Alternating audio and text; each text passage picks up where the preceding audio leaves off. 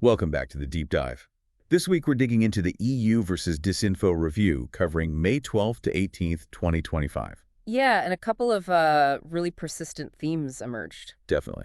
On one hand, you've got this recurring, quite disturbing disinformation about child kidnapping in Africa. Hmm. And on the other, the Kremlin's messaging on Ukraine, which seems to be getting, well, even more blatant. Plus that whole flare-up over EU visas for the new Sahel state passports. Right. We need to unpack the tactics behind these, really get into the mechanics of how they operate. Exactly. So let's start with Russia and Ukraine. The review points to this almost celebration of the war, glorification even. It's more than just rhetoric now. You see Putin's speeches, the Orthodox Church chiming in. It's framed as this unavoidable, almost holy struggle. It feels like a real shift towards framing it as this long existential fight, doesn't it? Absolutely. It's less about specific military goals now and more about reshaping the entire Russian mindset for ongoing confrontation. It's quite concerning. And tied into that is this really unsettling focus on fallen soldiers.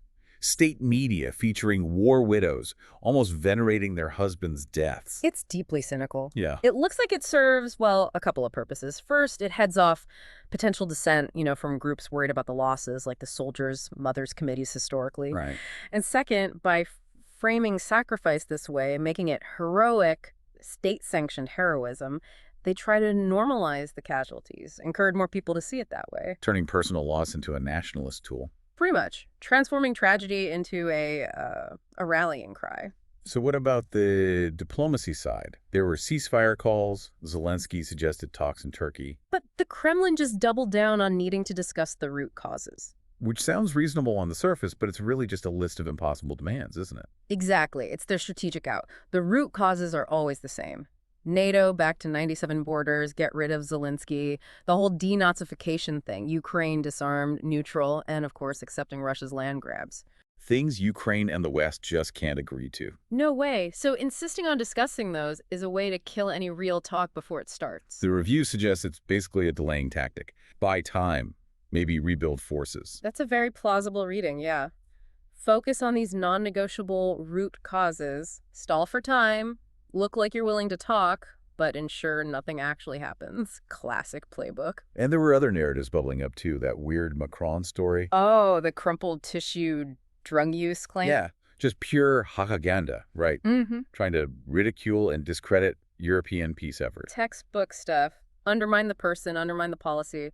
No facts needed, just mockery. Then there was the EU, accused of trying to colonize Central Asia. Time just before that EU Central Asia summit. Right, portraying EU engagement as neo-colonialism. It's clearly aimed at pushing back against EU influence in a region Russia sees as its sphere, while, ignoring Russia's own imperial history there. Very convenient deflection. And finally, the attack on High Representative Callas over WWII commemorations, accusing her of disrespecting victims. That's a really manipulative one. Twisting the EU's refusal to participate in Kremlin-run events often used to justify the current war into disrespect for history. So Russia positions itself as the defender of memory. While actively weaponizing that memory, it's about controlling the narrative, pure and simple. Okay, let's shift gears to Africa.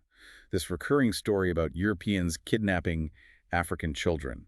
It seems to always circle back to that L'Arche de Zoé case from Chad way back in 2007. That's the kernel of truth they exploit. You remember the French charity? Claimed kids were Darfur orphans, tried to fly them to France. Turned out many had families in Chad. Big scandal. A real event, but nearly 20 years ago now. Exactly. But it keeps getting resurrected.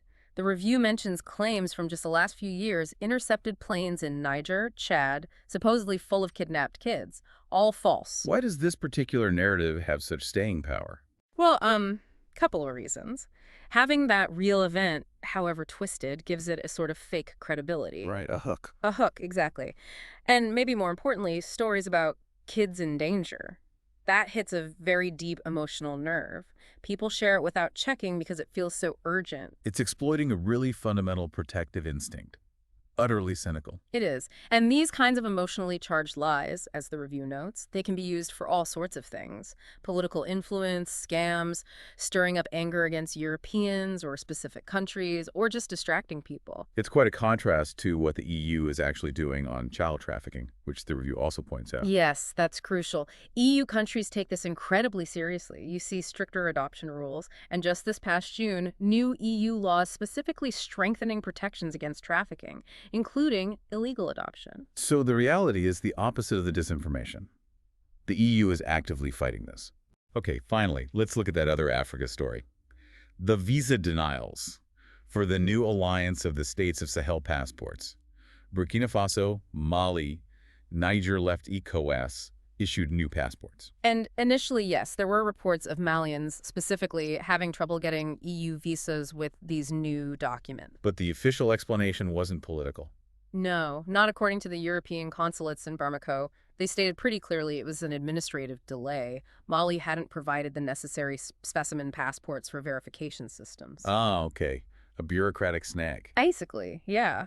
And even the Malian Ministry of Security kind of admitted there was a delay getting their system fully ready, even though they said they'd told the embassies. So an admin issue.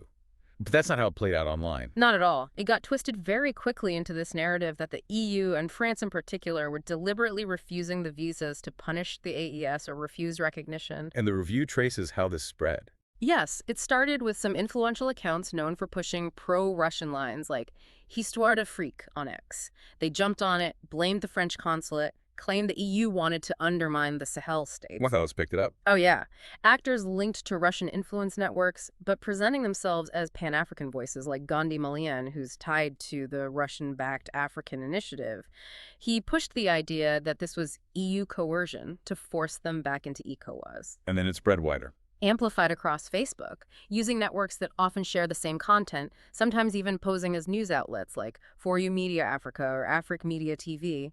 And then prominent figures like the YouTuber Zach Mokasa helped spread it further. So you see the layers. Start specific, gets amplified through coordinated networks, then picked up by bigger voices. It's a classic disinformation campaign structure, taking a simple administrative delay and deliberately blowing it up into a false narrative of EU hostility. Looking back at the week then, the review really highlights these recurring patterns. Exploiting old events, hitting those emotional triggers, especially kids twisting conflict narratives, painting the EU as malicious in Africa. Absolutely. The details change, but the goals are often depressingly similar. Sow division, erode trust, undermine cooperation, weaken democratic institutions. It does make you wonder about the sheer resilience of these tactics. Sure. Even when they're debunked, they seem to adapt and find traction. What is it about our current information environment that makes us so susceptible? That's the key question, isn't it? What underlying vulnerabilities are still being exploited so effectively? Something to keep thinking